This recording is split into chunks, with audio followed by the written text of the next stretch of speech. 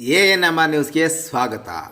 ಬಡತನದ ಜೊತೆಗೆ ಹೆಣ್ಣು ಮಗು ಎಂಬ ಕಾರಣಕ್ಕೆ ಹಸುಗೂಸು ಮಾರಾಟ ಮಾಡಿ ಸಿಕ್ಕಿಬಿದ್ದ ಪೋಷಕರು.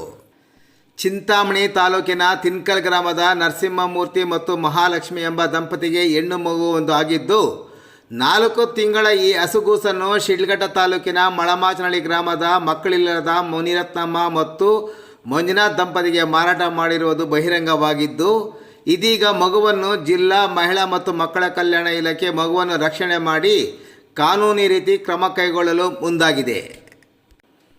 ತಿನ್ಕಲ್ ಗ್ರಾಮದ ನರಸಿಂಹಮೂರ್ತಿ ಕೂಲಿ ಕೆಲಸ ನಿರ್ವಹಿಸುತ್ತಿದ್ದು ಗುಡಿಸಲು ಮನೆಯಲ್ಲಿ ವಾಸವಾಗಿದ್ದಾನೆ. ಈ ಹಿಂದೆ ಕ್ರಿಮಿನಲ್ ಪ್ರಕರಣದಲ್ಲಿ ಭಾಗಿಯಾಗಿ ಜೈಲು ಸಹ ಸೇರಿದ್ದ ಎನ್ನಲಾಗಿದೆ.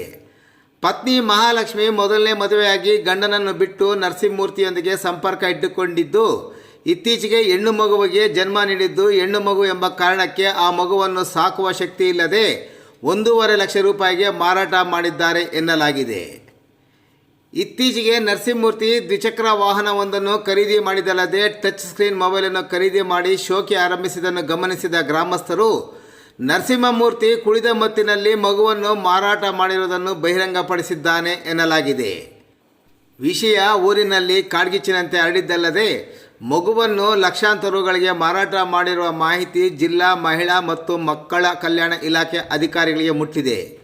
ಕೂಡಲೇ ಅವರು ಕಾರ್ಯಪ್ರವೃತ್ತರಾಗಿ ಪೊಲೀಸರೊಂದಿಗೆ ಮಳಮಾಚನಹಳ್ಳಿಗೆ ಭೇಟಿ ನೀಡಿ ಅಲ್ಲಿ ಮಗುವನ್ನು ರಕ್ಷಣೆ ಮಾಡಿ ಜಿಲ್ಲಾಸ್ಪತ್ರೆಯಲ್ಲಿ ತಪಾಸಣೆ ನಡೆಸಿದ ನಂತರ ಮಗುವನ್ನು ದತ್ತು ಕೇಂದ್ರದಲ್ಲಿ ಆರೈಕೆ ಮಾಡುತ್ತಿದ್ದಾರೆ ಎನ್ನಲಾಗಿದೆ.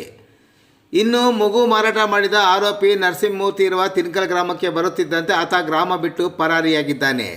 ಮನೆಯಲ್ಲಿದ್ದ ಮಗುವಿನ ತಾಯಿ ಮಹಾಲಕ್ಷ್ಮಿಯನ್ನು ವಶಕ್ಕೆ ಪಡೆದುಕೊಂಡಿದ್ದಾರೆ.